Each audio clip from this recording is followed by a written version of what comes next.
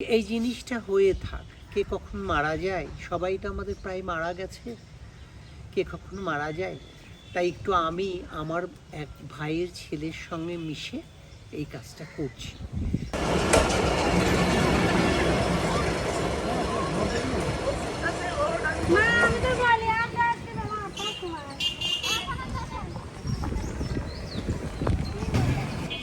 আমাদের আমের বাগান ছিল, আস্তে আস্তে এই আমের বাগান আজকে এই দোকানে পরিণত হয়েছে। এই রাস্তাটা আমার দাদা দিয়েছেন কুষ্টিয়া গভর্নমেন্ট কলেজে যাওয়ার জন্য। তখন নতুন গভর্নমেন্ট কলেজ দিয়েছে, যাওয়ার জন্য পথ ছিল না। এই জায়গাটাও তখন আমার দাদা ছেড়ে দিয়েছেন। আর এই যে এই দেখতে পাচ্ছে সমস্ত জায়গায় তখন আমাদের আমের বাগান, এখন সব দোকান।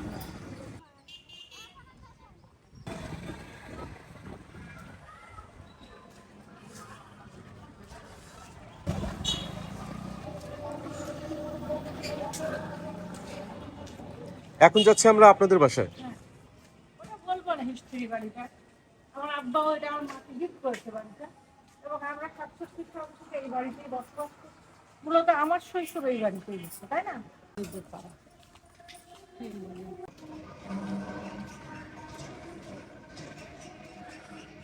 ফুপু, এই যে গেটের মধ্যে যে সেলিম লেখাটা, এই লেখাটা কিন্তু আমি খুব ছোটবেলা থেকে দেখি, এবং গেটটা কিন্তু এমনই আছে, গেটটা পরিবর্তন হয়নি। বাসাটা পরিবর্তন হয়েছে, বাট গেটটা হয়নি। 67 সালে আমরা এই বাড়িটা অ্যাকোয়ার্ড করেছিল, সরকার অ্যাকোয়ার্ড করে রেখেছিল। মা ছাড়িয়ে নেওয়ার পরে আমরা 66-67 সালে এই বাড়িতে চলে আসি, এবং আমার শৈশব এই বাড়িতেই কেটেছে বিয়ের আগ পর্যন্ত। মূলত এটা সংস্কারের কাজ কত সালে হলো? এটা সংস্কারের কাজ বছর 4 হলো শামীম করেছে। আগে পুরোনো আমলের, কারণ আগে যতটুকু মনে পড়ে যে যেখানে জানলাগুলো দেখছি, এই জানলাগুলোর জায়গায় ছিল আর্চ। না, এইগুলো কিছুই ছিল না। হ্যাঁ, সেটাই বলছি, ওখানে আর্চ করা ছিল, বারান্দার উপরে এরকম আর্চ করা ছিল। সেটা পরে সামনে এটাকে আবার মানে কনস্ট্রাকশন করেছে, নতুনত্ব এনেছে, ভিতরে কিছুটা বাথরুমগুলো সংস্কার করেছে। পুরোনো আমলের বাড়ি হলে যা হয়।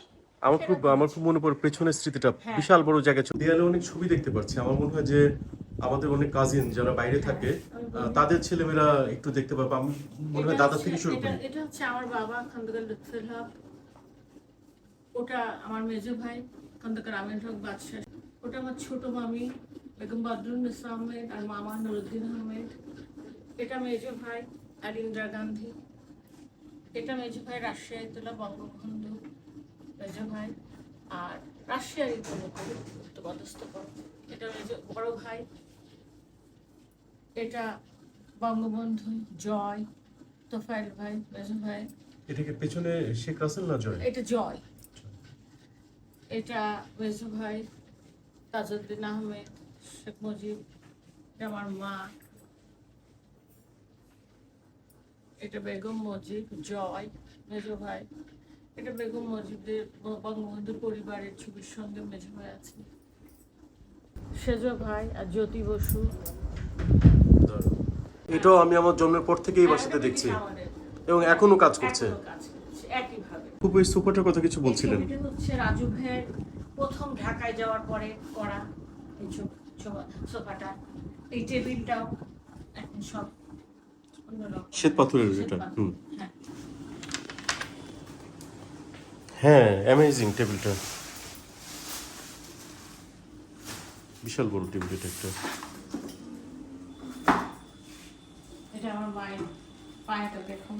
এটা হচ্ছে আমার বড় আব্বা যখন সাহেবদের কুঠুরি চাকরি করতো, তখন হচ্ছে এইগুলো আমার মাকে এনে দিয়েছে আমার বড় আব্বা। এই যে তালামারা যে ছোট ঘরটা, হ্যাঁ সিঁড়িঘর, কিন্তু এখানে দাদি অনেক সময় বসে থাকতো, আমরা দেখতাম, আমরা আসলে আমাদের এখানে দুধ দিত, কাপে ভরে দুধ দিত। হ্যাঁ, এই সিঁড়ি দিয়ে উঠলেই দাদির রুমটা ছিল। এটা আব্বার বইয়ের আলমারি, এন্টিক। এটা আব্বার এটা আব্বার বইয়ের আলমারি, এবং এই জায়গাটা তো একসময় ফাঁকা ছিল, ছিল, আর একটা মৌচাক ছিল ফুপু, এটা বোধহয় এখানে ধরে থাকতো। এটা পরে আর কি স্বামী সংস্কার করে দিচ্ছে। আমাদের রান্নাঘরের কোনো পরিবর্তন হয়নি, মায়ের সময় এরকমই ছিল, এখন শুধু একটু বোধহয় সান টান করা হয়েছে, তখন আর সান টান ছিল না। কুয়োটাও সেই মায়ের সময়টা কি সেই মানে ব্রিটিশ আমলেরই বলতে হবে, 47 সালেরও আগে। ডাব গাছ সুপারি গাছগুলো আমার মায়ের হাতে লাগানো। সেই বড়ই গাছগুলো এখন আর নেই না? কুষ্টিয়ার বিশেষ করে নদিয়া জেলায় গান বাজনার ক্ষেত্রে এই পরিবারের অবদান যথেষ্ট। মেজ ভাই অ্যাডভোকেট লুৎফুল হক খুব ভালো উচ্চাঙ্গ সঙ্গীত গাইতেন। তার মার্গ সঙ্গীতের হাতেখড়ি হয়েছিল নদিয়া জেলার রানাঘাটের নগেন দত্তের কাছে। এটাও স্মরণীয় বিষয় যে নগেন দত্ত বিশ্বদেব চট্টোপাধ্যায়েরও প্রথম গুরু ছিলেন। তিনি দীর্ঘদিন গান করেছেন, শেষ জীবনের গানের প্রতি তার খুব অবজ্ঞা এসে গেছিল, গান করেন।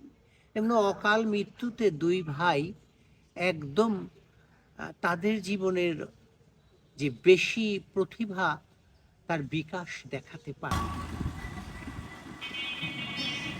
আমার বড়বুর বাড়ি হাসনা বানু।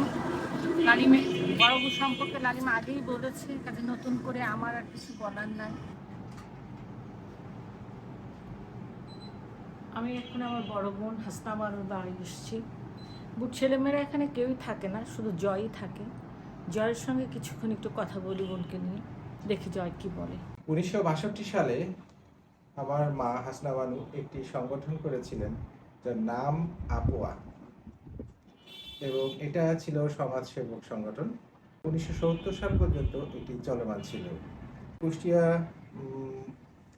অফিসার্স ক্লাব তথা মহিলা ক্লাব যেটা, উনি এখানকার ফাউন্ডার মেম্বার ছিলেন, এবং উনি আমৃত্যু এখানকার সদস্য ছিলেন।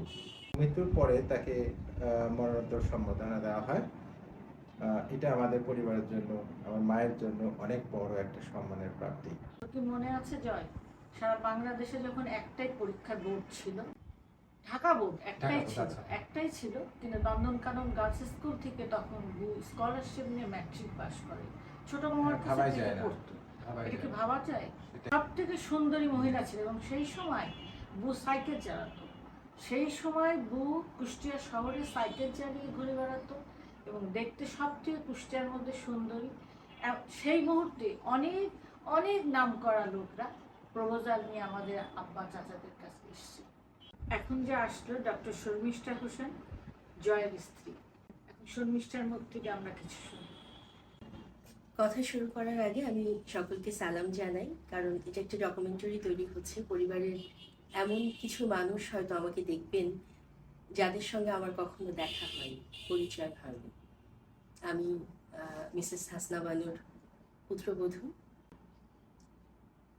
আমার শাশুড়ি, তিনি একজন অত্যন্ত মহিয়সী সমাজসেবী এবং বিশেষ নারী ছিলেন।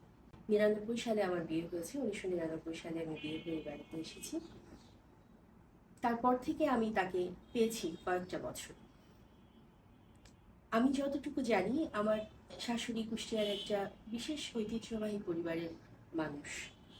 আমি ওই বাইরের আলোচনায় না যেয়ে বরং ব্যক্তিগত কথা বলি। আমার মা, আমার চোখে আমার মা, খালা যেটা জানতে চাইলেন। আমি বিয়ে হয়ে বাড়িতে আসার পর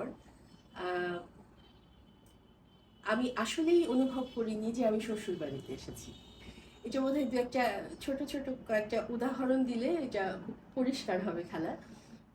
যেমন একটা ছোট্ট কথা বলি, আমি বিয়ের পর যে পারিবারিক বিয়ের যে সমস্ত আনুষ্ঠানিকতাগুলো শেষ হয়ে গেল, তারপর বাড়ি খালি হয়ে গেল। আমার ননদ ভাসুররা মোটামুটি চলে গেলেন, আত্মীয় স্বজন চলে গেলেন, আমি আছি বাড়িতে। তো এরপর আমার বাবার বাড়ি যাওয়া আসার যে প্রশ্নটা, যে আমাকে কেউ শ্বশুরবাড়ি থেকে যেটা সাধারণত হয় যে দিয়ে আসতে হবে, নিয়ে আসতে হবে, বিয়ের পরপর প্রথম কিছুদিন তো এটা হবে। তো আমার মা আমাকে ডেকে বললেন যে শোনো, তুমি প্রথম কুষ্টিয়ার মেয়ে, তারপর তুমি কুষ্টিয়ার বউ। বাবার বাড়ি থেকে শ্বশুর বাড়ি যাওয়ার জন্য বা শ্বশুর বাড়ি থেকে বাবার বাড়ি যাওয়ার জন্য কোনো হাজিরা খাতা সাইন করতে হবে না। তুমি যখন ইচ্ছে যাবে, যখন ইচ্ছে আসবে। আমি না ছোটই ছিলাম বলবো, কারণ 20 বছর বয়সে আমার বিয়ে হয়েছে। আমি খুব খুশি হয়ে গেলাম, জড়িয়ে ধরলাম মাকে, মা থ্যাংক ইউ, আমি চলে গেলাম।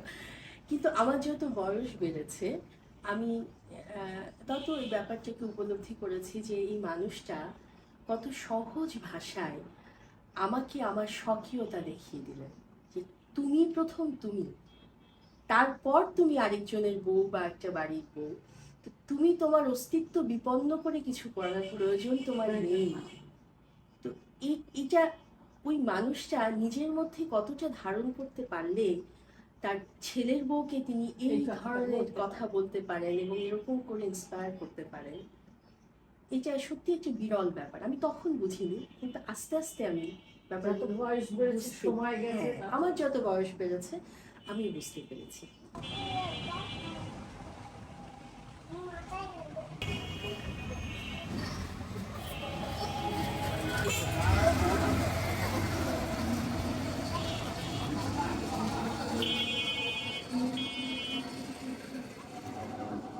ফুপু, ফুপুর তো মূল বাসাটা ছিল এইটা, এই জায়গাটাতে। হ্যাঁ এটাই মূল বাসা ছিল।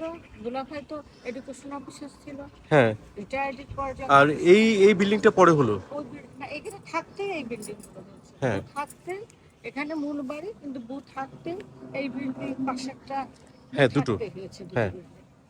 আর বউ সম্পর্কে তো লালিম বলেছে। তারপরে আমার বউ খুব ভালো রাঁধুনি, ভালো সেলাই, এবং এই যে বাসার টোটাল ম্যানেজমেন্টে তো ফুপুই দেখতো। ছোট ফুপা তো মৃত্যুর আগ পর্যন্ত এই ফ্ল্যাটটাতে ছিল নিচে।